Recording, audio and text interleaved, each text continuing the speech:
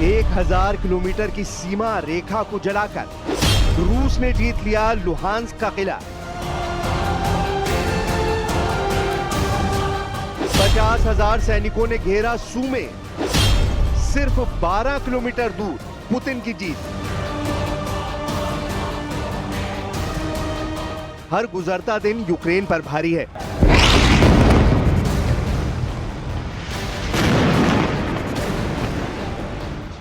हर update के साथ Zelensky का हौसला टूट रहा है। रूस के भीषण हमले से यूक्रेन की धरती खौलता बारूदी ज्वालामुखी बनती जा रही है। जिस शहर में देखिए बारूदी आतिशबाजी दिख रही है।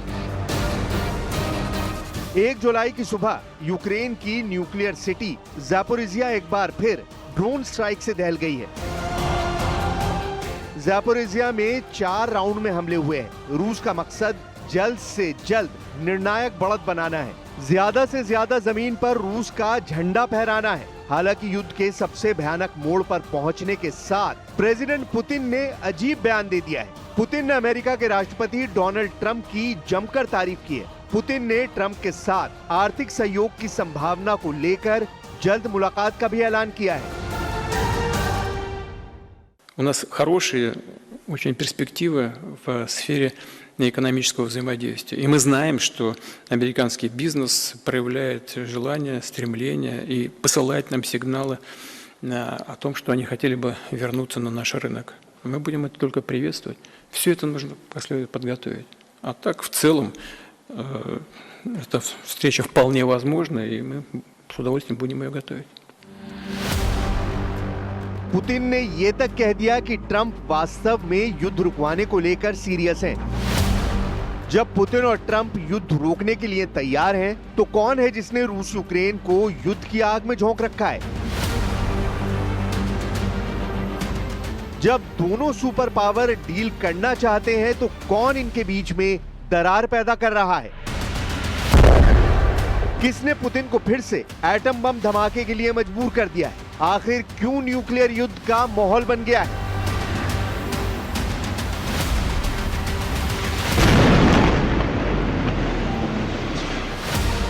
पुतिन बोले ट्रंप साहसी हैं। पुतिन ने ट्रंप को कहा बहादुर लीडर। पुतिन ने ट्रंप की तारीफ में कहा कि वो पीस मेकर हैं। पुतिन ट्रंप से युद्ध समझौते के लिए रेडी हैं। क्या ये पुतिन का माइंड गेम है? क्या ट्रंप पुतिन की चाल समझ गए हैं? क्योंकि ट्रंप ने पुतिन के खिलाफ जमकर बयानबाजी शुरू कर दी है। उन्होंने पुतिन की फोन कॉल के बाद जो बयान दिया है वो बेहद हैरान करने वाला है। You know, we talk about Russia and we're working that one. President Putin called up and he said, I'd love to help you with Iran. I said, do me a favor. I'll handle Iran. Help me with Russia. We got to get that one settled. And I think something's going to happen there. But we did some great work. India.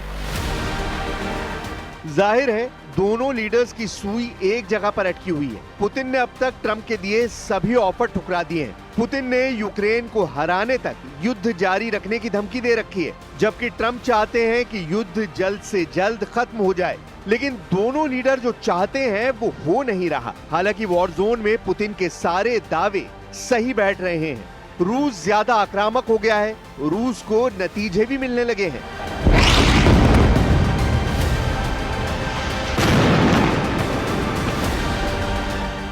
रूस ने Ukraine के सूमे को जीतने के लिए 50,000 से ज्यादा रूसी सेना के स्पेशल जवान मोर्चे पर भेजे हैं। पुतिन की आर्मी सूमे से सिर्फ 12 किलोमीटर दूर है। यानी अगले कुछ दिन में सूमे सबसे भीषण युद्ध का गवाह बन सकता है। 29 जून से कुर्स्क में भीषण लड़ाई शुरू हो गई है, जहां अब भी यूक्रेन का कुछ इलाके पर कब्जा है। लुहांस्क में रूसी सैनिकों ने बोरोवा, कुपियांस्क और लायमन की तरफ बढ़ना जारी रखा है। रूस ने लुहांस्क में जीत का दावा किया है। दावा अगर सही साबित हुआ तो लुहांस्क 3 साल से चल रहे युद्ध में पूरी तरह रूस के कब्जे वाला पहला इलाका होगा। वहीं डोनेस्क में रूसी सेना चासिव यार की तरफ तेजी से बढ़ रही है। ज़ैपोरिज़िया में रूस का आक्रामक सैन्य अभियान जोर पकड़ चुका है। खेर्सोन में यूक्रेन रूस के बीच जमीनी लड़ाई तेज हो गई है।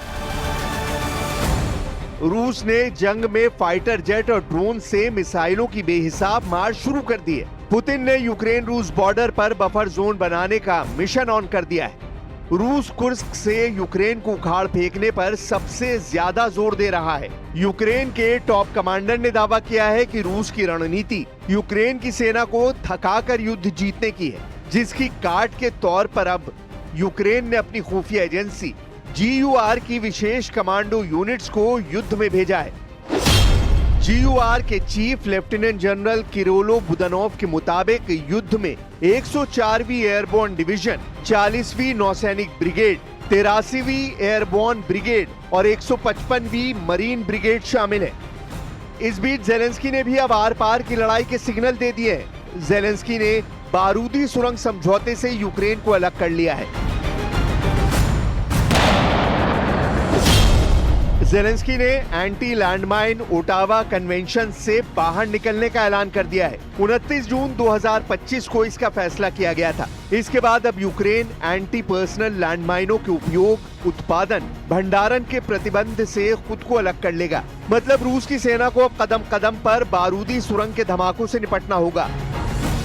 जेलेंस्की ने दावा किया है कि रूस ने कभी भी इस संधि को नहीं माना। रूसी सेना ने बारूदी सुरंग का जमकर इस्तेमाल कर यूक्रेन में भारी तबाही मचाई है, जिसकी वजह से अब यूक्रेन ने भी संधि से अलग होना तय कर लिया है।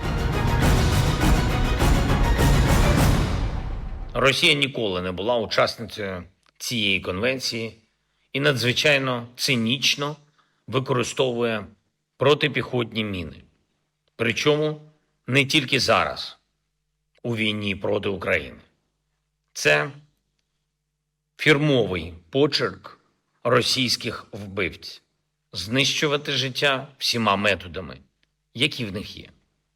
І хімічну зброю, і балістику, в тому числі ракети середньої дальності.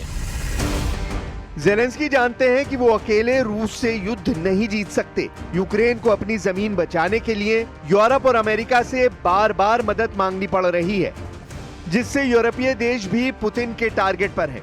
खासकर जर्मनी, जिसने यूक्रेन को हथियारों की मदद में तेजी लाने का वादा किया है। पश्चिमी मीडिया रिपोर्ट्स में दावा किया जा रहा है कि पुतिन यूरोप पर हमले के लिए अपने सबसे विध्वंसक बम वर्षकों को इस्तेमाल कर सकते हैं। इसका ट्रेलर पुतिन 2 बार दिखा भी चुके हैं। यूरोप और एशिया पैसिफिक क्षेत्र में पुतिन ने परमाणु बम वर्षक की आसमानी परेड युद्ध के शुरुआती दिनों में दिखाई थी।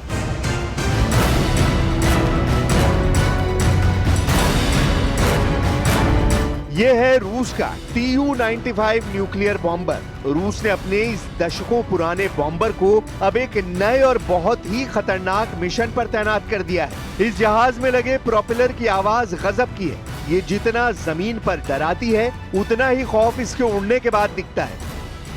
इसके प्रोपेलर की आवाज हजारों मीटर की ऊंचाई से साफ सुनाई देती है। ये रूस की परमाणु स्ट्राइक वाली फ्लीट का बड़ा हिस्सा है। रूस के रक्षा मंत्रालय ने 1 मिनट का वीडियो जारी करके बताया था कि उसके इस बहुत ही खतरनाक विमान का असली मकसद क्या है। वीडियो को बहुत गौर से देखिएगा। इस 1 मिनट के वीडियो में विमान के अंदर का हिस्सा बहुत ही सीक्रेट तरीके से फिल्माया गया है। कॉकपिट को ऐसे रिकॉर्ड किया गया है ताकि इस विमान की उड़ान वाली डिटेल दुश्मन की समझ में बिल्कुल ना आए।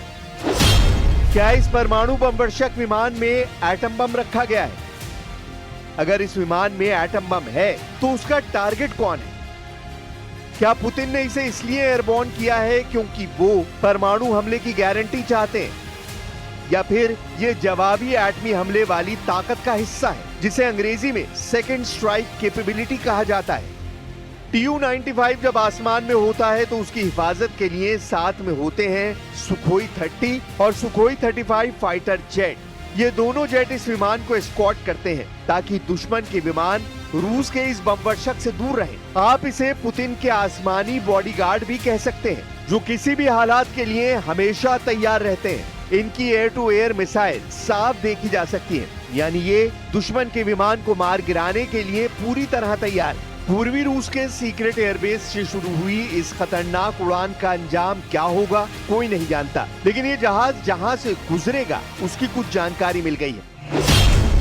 ये जहाज 13 घंटे के एक मिशन पर है और ये बेरिंग सागर से होकर गुजर रहा है। यानी अमेरिका के अलास्का को छूते हुए ये विमान प्रशांत महासागर की तरफ बढ़ा। ये सीधा सीधा अमेरिका और जापान को चैलेंज था और पुतिन ने ये मिशन बहुत सोच समझ कर तैयार किया था। 13 घंटे की उड़ान पर अमेरिका और जापान की नजर बनी रही, वो भी इस विमान को लगातार ट्रैक करते रहे। आप इसे पुतिन का न्यूक्लियर चैलेंज कह सकते हैं, जिससे पूर्वी बॉर्डर पर अमेरिका और जापान के लिए रोंगटे खड़े होना लाजमी है। इसके बाद बारी आई रिफ्यूलिंग की, क्योंकि टेक ऑफ के बाद लंबी दूरी के मिशन के लिए विमान को और ज्यादा ईंधन की जरूरत होती है। इसलिए टंकी को टॉप अप करने के लिए आगे पहुंचता है रूस का टैंक विमान IL-78 और फिर उसमें से निकला पाइप Tu-95 के रिफ्यूलिंग पॉट से जुड़ जाता है और शुरू हो जाती है आसमान में ही रिफ्यूलिंग। ये दोनों विमानों के लिए बहुत ही खतरनाक पल होते हैं। कॉकपिट का वीडियो पूरी तरह ब्लर कर दिया गया है ताकि इसके फ्लाइट पाथ यानी हवाई रूट के अलावा इस विमान टारगेट के बारे में दुश्मन को कोई जानकारी न मिले। रूस के पास ऐसे 50 से भी ज्यादा बॉम्बर हैं, यानी पुतिन की न्यूक्लियर फोर्स बहुत ज्यादा ताकतवर है और ये बात अमेरिका भी बहुत अच्छी तरह से जानता है।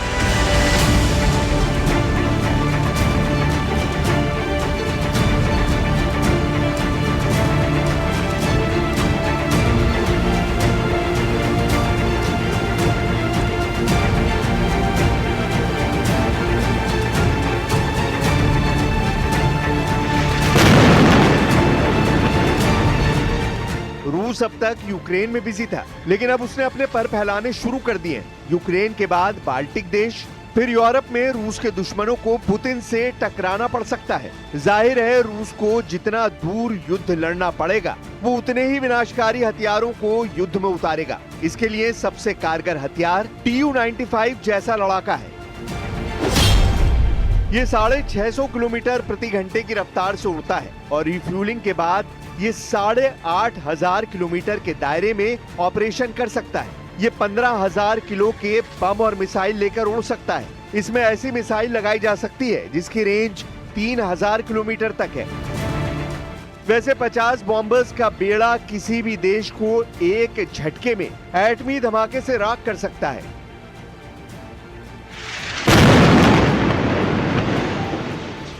पुतिन के पास दुनिया का सबसे बड़ा एटमी गोदाम है, सबसे विनाशकारी मिसाइलें हैं। ये भी साफ है कि पुतिन को यूक्रेन युद्ध में जितनी देर तक उलझाया जाएगा, उनके दुश्मनों को उतना ही हर्जाना भरना पड़ सकता है। पुतिन गिन गिन कर बदला लेंगे,